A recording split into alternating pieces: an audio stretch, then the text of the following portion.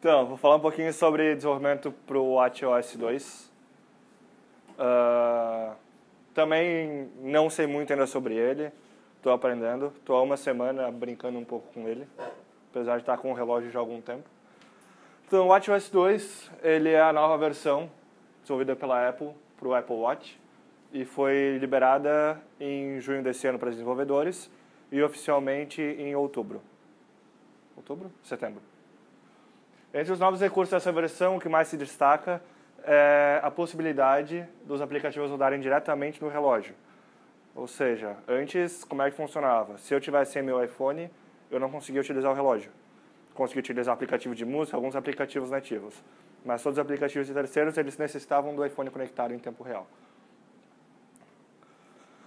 Então, aqui um pouquinho sobre os arquivos necessários do projeto, para você criar uma aplicação por Apple Watch. O interface.storyboard, o interface controller e o extension delegate. O interface.storyboard é onde a gente tem toda a nossa interface, onde a gente desenha a nossa interface.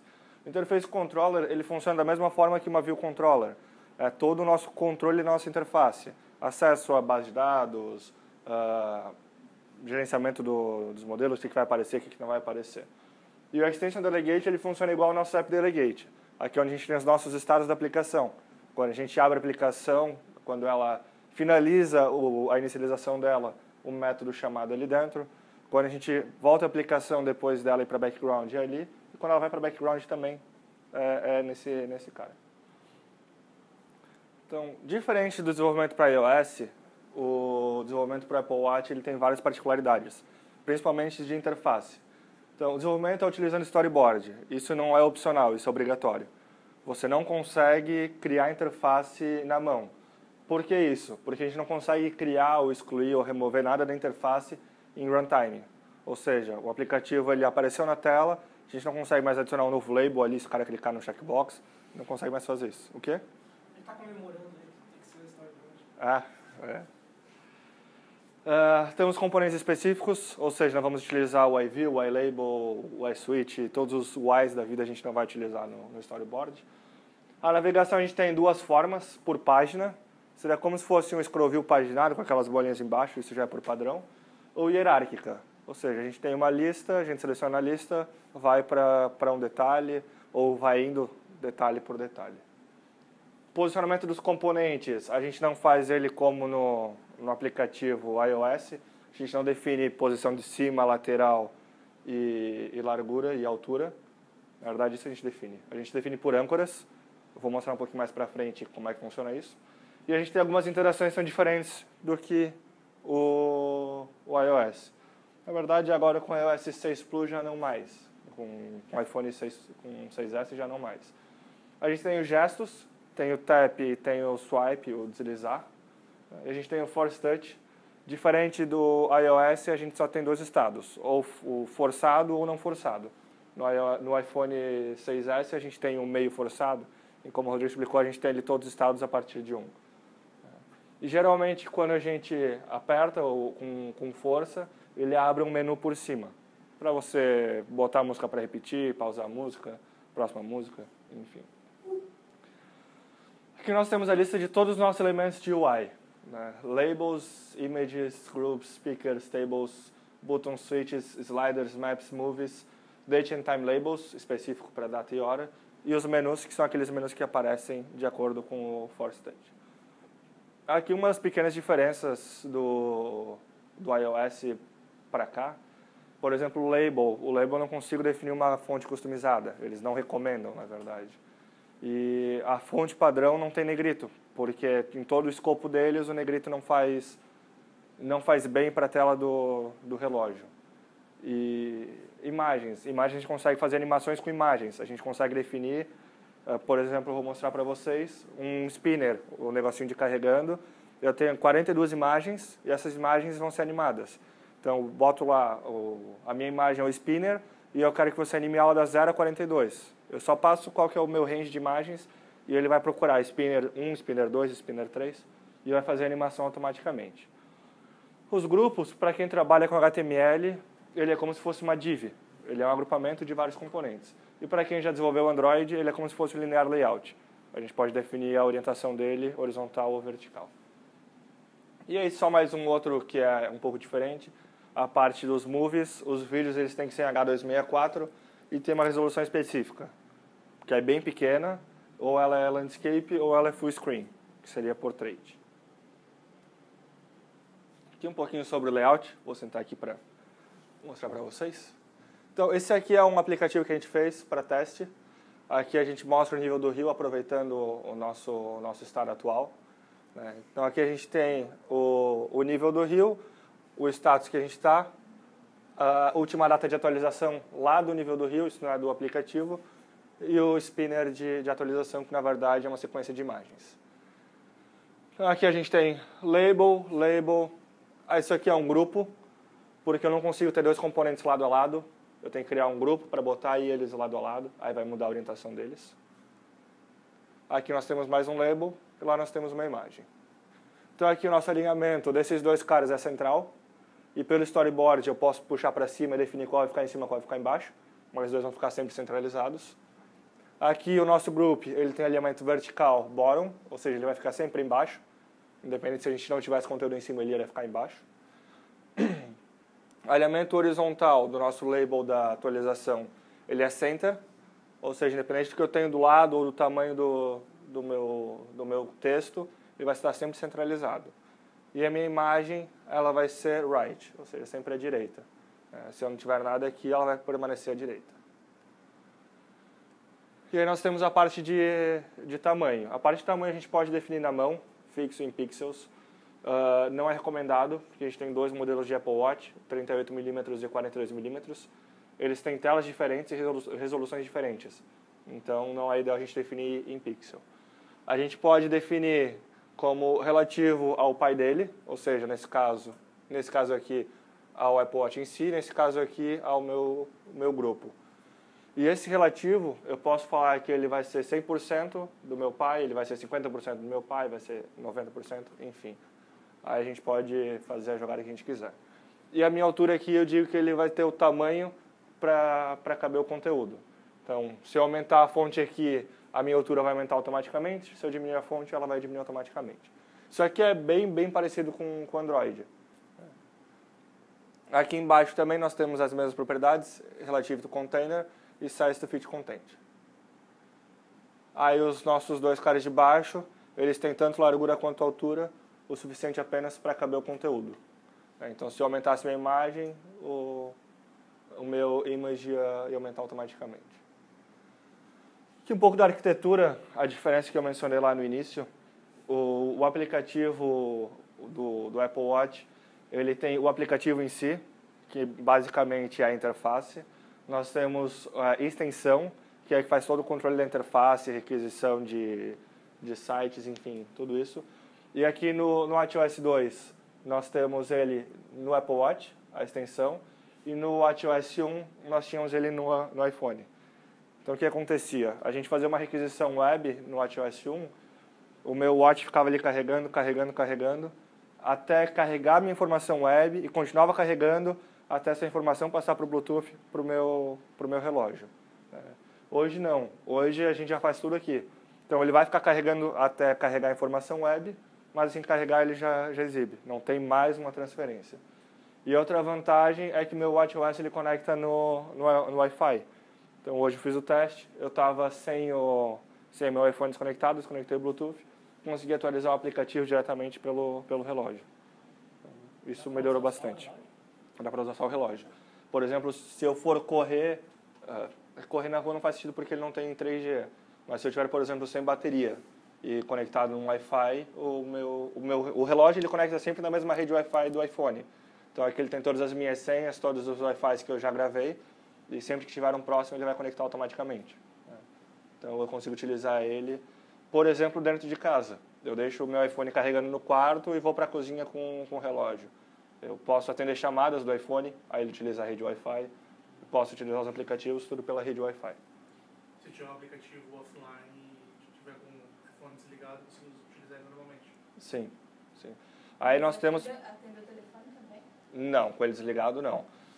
Aí nós temos, por exemplo, aplicativos tipo o Telegram. O Telegram é um aplicativo estilo WhatsApp que já tem aplicativo para o Apple Watch. Se eu tiver com o iPhone desligado, eu não consigo utilizar o Telegram. Porque toda a base de mensagens ele armazena no iPhone, ele não armazena no Apple Watch. Então esse é um caso que mesmo a gente tendo já a extensão dentro do aplicativo do relógio, ele continua muito dependente do iPhone. Então ele vai ficar ali carregando. Se você quiser criar um aplicativo de notas seu, por exemplo, offline, você pode usar. Sim, exato. Só uma Exatamente. curiosidade, mas quanto é o espaço que você pode ficar longe do seu telefone para conseguir atender chamadas, por exemplo? Se tiver numa rede Wi-Fi, é o limite da rede Wi-Fi, porque ele conecta tanto pelo Bluetooth quanto pelo Wi-Fi para fazer isso. E só por Bluetooth, aí eu penso que é 15 metros, é pouco. Aqui eu vou mostrar um pouquinho de código sobre como é que a gente fez a interface e os códigos para... Opa, já abriu direto. Deixa eu duplicar aqui. E como é que fez o código aqui? Eu fiz uma requisição web. Tem alguns links bem bacanas Tem um vídeo do WWDC que o cara fala sobre dicas... E onde é que eu boto aqui para duplicar? Aqui. O cara fala sobre dicas e truques no desenvolvimento pro WatchOS 2. Aí nós ocultamos este cara aqui, Beleza. Aqui é a nossa interface. Deixa eu abrir aqui do lado. Então, se eu clicar aqui no meu label, nas propriedades, não é aqui. Ó, o meu widget, ele está relativo ao container, e aqui eu posso dizer, aqui ele está 1, mas eu poderia dizer que ele é 90% só, então ele ficaria 0.9. E a minha altura, o size to fit content. As opções, fixo, size to fit ou relativo ao container. O alinhamento dele, se eu mudar ele aqui para o topo, ele vai vir aqui para cima. Então, e aqui também, como ele está para preencher a largura, não vai mudar nada aqui. Então eu posso deixar center, left ou right, ele vai continuar no mesmo. Se eu quisesse ancorar ele entre o topo e entre o center, eu teria que criar um grupo no meio para controle. Isso. Aqui o status, como a gente não tem texto, a altura dele é bem baixa, porque ele também está com... Também está com size to fit content. O meu grupo de baixo, ele aparece ali. E dentro desse grupo a gente tem o image, que eu ocultei ele. A gente não consegue excluir componentes nem criar componentes em tempo de execução. Mas a gente consegue ocultar ele e desocultar esse componente. Então, no caso, o meu spinner está oculto. Se eu tirar aqui o oculto, ele aparece ali. Ele não aparece minha imagem porque eu defino ela por programação. Mas se eu tirar o oculto, ele já aparece ali. E aqui nós temos o label que aparece a data. Tem um activity view ali para fazer o Não, não tem. É no braço. Na verdade, são 42 imagens. Isso foi mais processamento, será? Penso que sim. Porque, por exemplo, eu não consigo rotacionar um elemento. Eu estava tentando, o Lucas, que trabalha lá comigo, ele perguntou, tá, mas não podias botar só uma imagem e rotacionar ela, como a gente faria no iOS? Aí não tem como. A gente não consegue fazer isso por conta do posicionamento das coisas. Posicionamento e largura é tudo fixo. Então a gente não consegue rotacionar. Aqui são as imagens, 42 imagens. Se vocês podem perceber ali que aqui fica bem fraquinho, mas ele vai mudando de posição ali. Aqui as minhas imagens, a gente tem 38 milímetros, se eu quiser, por exemplo, uma imagem menor para o relógio menor, 42 milímetros ou um 2x, aí esse 2x aqui ele vai utilizar a mesma imagem para os dois. E nesse 2x aqui eu posso colocar um PDF, posso exportar do Photoshop, do Illustrator um PDF, que ele vai redimensionar automaticamente. Então, se porventura o próximo Apple Watch ele tiver muita resolução e for um 3x, ele já vai gerar esse recurso automaticamente. Aproveitando que você está no spinner, você comentou que você não consegue fazer chamar um PS Image, por exemplo, uma vez Image? Pois é, não sei como é que isso funciona. Isso foi uma pergunta, uma dúvida que o Lucas fez e não sei como é que funciona. Talvez poderia ser uma maneira de você criar um grupo para seu login, né? Tu criava um grupo com as 42 imagens. O que eu penso que aconteceria, pensando em componentes específicos, por exemplo, o gráfico. Como é que funcionaria um gráfico? Um gráfico, na verdade, seria uma imagem e a gente alimentaria aquela imagem por tempo de execução. Com variáveis, né? Exato. Exato. Porque, a princípio, não tem como você criar componentes na mão. Não tem até podemos ver aqui. Por exemplo, eu não tenho um self.view. Eu não consigo pegar a minha tela em exibição agora. Se pegar aqui o extension delegate, não é esse cara, é o interface controller. Então, criado lá a nossa interface, todos eles herdam de WK interface. WK interface object. E é que se a gente for para esse cara, a gente não tem um add subview, nada disso. Então, eu penso que realmente não teria como. Só se a gente conseguir, talvez, criar o componente e adicionar ele pelo interface builder. Talvez seja uma possibilidade. Deixa eu fazer isso, né? Se bem que as primeiras versões do SDK também eram bem limitadas, né? Não sei se mas, pô, estender um componente é uma classe básica. Sim. E a gente não consegue, por exemplo, mudar o frame na mão. A gente consegue mudar o width, o height, mas não consegue pegar qual que é o atual dele. Então é estranho. 2.0, né? Vai vir muita coisa pela frente. É possível, é bem provável. Então aqui nós temos as nossas properties, o label update, o label do level, do nível do rio, o label do status, que seria ali o emergência, enfim, prontidão, a nossa imagem do spinner. Aqui no willActivate, este método ali, ele seria como o nosso viewWillAppear do iOS. É nesse cara aqui que a gente faz as atualizações de interface e que a gente manda carregar os dados. Então aqui o nosso primeiro método é o updateUI. O que a gente faz nesse método? Esse método está aqui embaixo. Nesse método a gente verifica se a gente já tem a informação lá do servidor em cache, salvo nos nossos user defaults.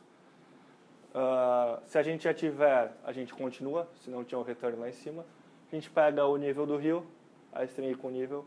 A gente seta a data de atualização, a última leitura da data ali, como texto do update.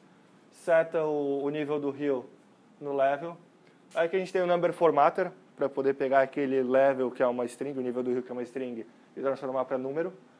E aqui a gente transforma para número. Aqui a gente faz as validações de interface. Isso aqui eu fiz tudo de uma forma rápida e simples. O correto seria a gente separar isso em várias classes. Ter, por exemplo, um método só para retornar isso aqui, para retornar qual que é a cor para esse nível, qual que é o label para esse nível. Então aqui, se o nível do rio tiver menos que 1 metro, a gente seta o status como nenhum, não é nem vigilância nem nada, é tranquilo. Se for menor que 4, o status é vigilância, a gente seta a cor para verde. Isso aqui é a mesma padronização que eles utilizam no site da prefeitura. Se for menor que 6 metros, a gente bota como atenção e a cor passa a ser amarelo. Menor que 8 metros, alerta, passa a ser laranja. E acima de 8 metros, prontidão, e aí a coisa está preta, passa a ser vermelho. Passa a ser vermelho. Então, esse é todo o nosso método de atualização da interface. Uma outra coisa que nós fizemos quando a gente ativa o relógio é carregar os dados, fazer o carregamento dos dados. E aí aqui tem uma coisa que tem lá no Dicas e Truques para o WatchOS. Eu vou mostrar um pouquinho para vocês ali embaixo. Então aqui a gente tem a nossa tarefa para obter os dados. A gente verifica se ela não está rodando. Por que isso? A gente está ativando, não faria sentido. Mas tem que pensar, a pessoa ela pode estar aqui vendo, eu abri o aplicativo. Putz, eu tenho que sair agora. Nesse meio tempo que eu baixei o braço, o aplicativo ele já está em background. Então, quando eu abrir de novo, ele vai chamar de novo o método willActivate. Esse método aqui. Então, toda vez que eu abro o aplicativo, que eu levanto o braço e volto para o aplicativo, ele chama esse método willActivate. Então, a gente tem que verificar se os dados já não estão sendo carregados. Se não estiver sendo carregado, a gente começa. A gente começa mudando o nosso spinner, a nossa bolinha ali girando, para sair dela de hidden. A gente seta qual que é a nossa imagem, que é o spinner. Na verdade é spinner 1 a 42. E aqui a gente faz a animação dela. A gente faz um range dizendo que ela vai do 0 a 42. Então ele vai começar pelo 1 aqui, spinner 1, spinner 2, spinner 3, até spinner 42. A gente diz que a duração dela é 1 segundo, a volta inteira. Se a gente botar 0.5, ela vai girar rápido, botar 2, ela vai girar mais devagar. E o repeat count eu botei 0 porque eu quero que ela repita infinitamente. Podia botar para ela repetir só 5 vezes, 3 vezes. E se eu quiser também, tem um outro método, que aí eu posso dizer qual que é a orientação. Se eu quero que ela vá de 0 para 42 ou o inverso, de 42 para 0. A gente consegue fazer o reverse também. Aqui nós fizemos a requisição, propriamente dita. A gente cria um NSURL com a nossa server URL que estava lá em cima. Esse cara aqui que é o semáforo, eu vou explicar para vocês logo em seguida. Esse é um cara bacana que eu aprendi agora. Esse assert também eu vou explicar para vocês logo abaixo. E aqui a gente faz a requisição dos dados em si. A gente cria o task, passando a URL, e assim que ele carregar os dados, ele vai chamar esse bloco aqui. A gente verifica se não deu erro. Se não deu erro, a gente chama para processar a resposta dos dados e manda atualizar a interface. A gente oculta aqui a nossa imagem de carregando e a gente manda ela parar de girar também, para evitar ficar consumindo memória. E aqui a gente chama o release assert, que eu também vou explicar junto com o semáforo logo aqui embaixo. Vamos lá para o semáforo. O que acontece? Quando eu abaixo o meu braço, ele espera que a aplicação, ou quando eu tampo, quando eu saio da minha aplicação, ele espera que a aplicação pare. Da mesma forma, quando você sai do iPhone, ele espera que a aplicação pare, não que ela fique fazendo processamento em background. Porém, a gente está querendo preparar uma informação para quando ela voltar, a informação está pronta. Que isso é algo bem comum em relógio. Então, esse cara, o semáforo, ele faz a gente esperar por um determinado processo. E aqui a gente tem um novo cara, pelo menos para mim, que é o Perform Expiring Activity with Reason. Ou seja, execute uma tarefa que vai expirar, que pode expirar. E aqui esse reason, na verdade, é só para debug, porque ele não é utilizado mais para nada. Poderia botar qualquer string. E o que isso faz? O que esse método faz? Ele faz que quando o meu processo ele for morrer, quando alguém formatar, quando o processador formatar o meu processo, eu recebo um aviso antes disso. Aí nesse aviso eu posso limpar os meus dados, posso finalizar a minha tarefa, posso fazer esse tipo de coisa. Então, se eu não estou sendo morto, se não expirou o meu tempo, eu mando o meu semáforo esperar por 30 segundos, que é o tempo máximo que eu defini para ele esperar. Se não, se já expirou, ele manda limpar tudo, que não tem mais o que fazer, acabou meu tempo, não dá mais para esperar. E aí no meu semáforo, aqui no meu release, eu só aviso o meu semáforo para ele ser liberado, que ele já não é mais útil, que já acabou o processamento, já foi concluído com sucesso, ou acabou o tempo e não faz mais sentido ficar esperando, manter o processador esperando. E aí, aqui no Process, eu pego o meu data que vem no meu web service, converto para dicionário por meio de um JSON e verifico se não deu erro, verifico se veio o que eu espero que venha, que é a chave data. E aí disso eu já seto o level para o meu objeto nível e salvo isso aqui no user defaults. Para a próxima vez que ele levantar o braço ou se ele sair do aplicativo e voltar para o aplicativo, ele está com a última informação salva. Tem alguém que faz a serialização e deserialização de JSON de alguma forma diferente? Utiliza SBJSON, que é bem antigo, ou algum outro cara? Não? Todo mundo está utilizando isso? Bom. Ou estamos todos errados ou todos certos. Às vezes você precisa fazer isso por string, né? Às vezes você vai receber um JSON, tipo, a gente teve que fazer isso no projeto, né? A gente tem um projeto lá que tinha que receber, sei lá, 100 MB de um JSON. Já começa errado por aí, que não deveria ser assim o serviço, né? Mas se você tem essa limitação, aí não dá para usar essa parada aí. Tem que fazer um NS streaming, não sei o que, tem que primeiro converter tudo, tem que ser na mão mesmo. Principalmente porque o JSON ele depende de uma outra parte, né? Ele depende do final, pelo menos daquele bloco estar concluído para você poder fazer a leitura. Deve ser bem complicado. E aí, por último... O XML é melhor, né? O XML você consegue ir passando. Sim. Ele vai...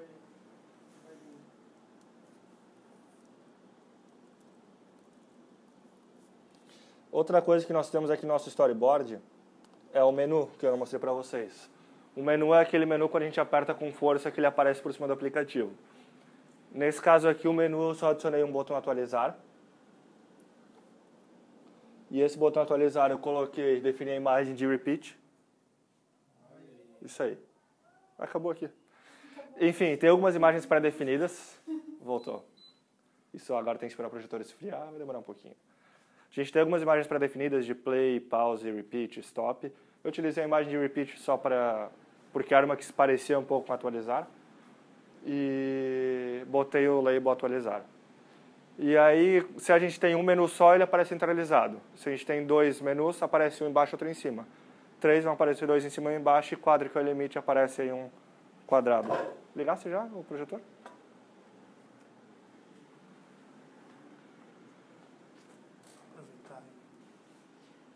O semáforo ali seria o equivalente ao background task lá, que a gente tem no iOS? Não tô ligado, desculpa. Dispatch async, tu diz? Não, o semáforo, aquele background task é aquele quando o aplicativo vai para o background, ele dá ainda um determinado tempo para tu processar alguma coisa. Isso. Seria mais ou menos isso. Na verdade, o semáforo ele faz o processador esperar um pouco mais, porque o semáforo informa que existe um processo sendo feito. Né? E aí a gente diz para o semáforo para ele aguardar 30 segundos. E você consegue diferenciar o tipo de interrupção que houve? Se você tapou ou se você virou e tem isso aí discriminado? Não até onde eu saiba. Posso estar equivocado, mas... Porque tem um tipo de exceção ali que você falou que é mais para debug. Não é isso que é? Não é o tipo de exceção. É o nome do... É interrupção, né? Não, é o nome da minha tarefa. Que eu boto network request. Isso. Pensei que era o tipo de interrupção que tinha sofrido. Não. A internet já voltou. Enfim, aqui nós temos várias imagens, resume, trash, decline, accept. Eu botei repeat porque é a que mais eu acho que combina com isso. E aí, pelo storyboard, eu puxo lá para o meu código, dizendo para quando tocar nessa opção, ele chamar esse método. E esse método no meu código simplesmente chama o load data. Aqui. On updated touch, load data. Então é isso, basicamente esse código de 142 linhas, ele pega a informação do meu web service, faz o cache dessa informação, faz o parse dessa informação e exibe na tela, e ainda faz o controle das cores. Aqui eu abri o... Cadê?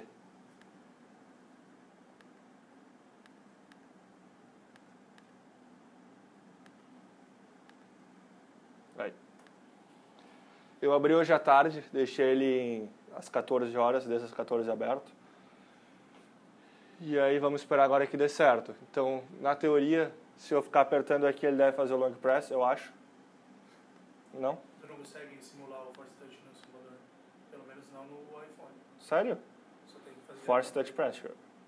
Aqui. Aí. Então, aqui eu tenho o botão atualizar, cliquei no botão atualizar, já apareceu aqui, 21 horas, 5h17. Então, às 21 horas foi a última atualização, eles atualizam sempre de hora em hora. Então, agora a próxima atualização vai ser só às 22. E é isso, a gente continua em atenção, se a gente mudar aí para 6 metros, deixa eu mudar aqui, mudar na mão, dizer que o nível ele está em 8 metros.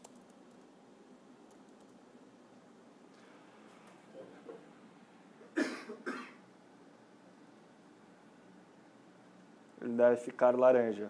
Aí. E a mensagem está em alerta. Alguma das coisas que eu aprendi trabalhando com isso aqui. Fazer o debug disso é horrível. Você conseguir passar ele para o seu relógio é horrível, não é fácil. É bem difícil. Primeiramente, eu estava com o relógio no pulso, o iPhone ligado no cabo. Apareceu o meu iPhone dizendo sem nenhum Apple Watch pareado. Aí fechei o Xcode, abri, pulei corda. Aí apareceu ali, iPhone mais Apple Watch indisponível. Putz, e agora, né? Aí eu procurei, pensei, putz, acho que tem que cadastrar o meu Apple Watch também lá no portal da Apple. Fui lá, cadastrei. E não resolveu, continuou não pareado. Mas eu mandei executar mesmo assim, aí ele foi. Não sei por que apareceu não pareado, indisponível, e foi. Aí, mas quando eu rodava, ele não abria automaticamente o aplicativo no meu relógio. Eu tinha que ele abrir. Aí eu tirei o Apple... Aí eu não podia ficar com o Apple Watch no pulso. Eu tinha que deixar ele engatado no cabo e o cabo engatado no computador. Então eu tinha o cabo engatado para o celular e outro cabo engatado para o Apple Watch. E aí eu fechei o Xcode, abri de novo, aí apareceu certo. E quando eu rodava, ele já abria no relógio. Mas enfim, é isso. Se alguém quiser ver funcionando, eu tenho ele aqui no meu relógio também. Posso mostrar para vocês. A nível de curiosidade, tu consegue controlar pela essa nova SDK? Você consegue forçar pulsos? Você tem a função de você tocar, chamar o cara? Né? Sim, o Taptic Engine, penso que sim. Eu penso que eu vi isso no negócio, mas não posso te dar certeza porque eu não li a fundo. Você conseguiria talvez com notificações ao mudar o nível da pulsação, entendeu? Tipo, tá em estado muito... Claro que é uma aplicação boba, na prática não faz muito sentido, mas tá em alerta, ter uma pulsação mais forte, sabe? Sim. Utilizar. Interessante.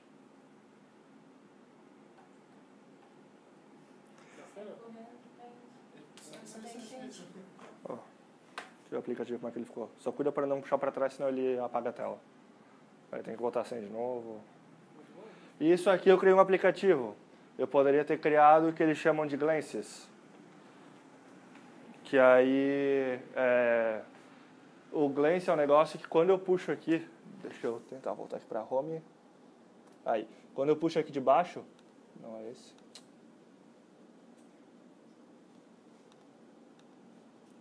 Aí. Isso aqui seria uma Glance, por exemplo.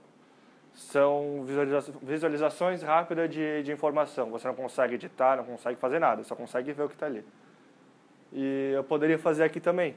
Né? Faz sentido eu ter aqui. Às vezes faz mais sentido... Apagou a tela? Não?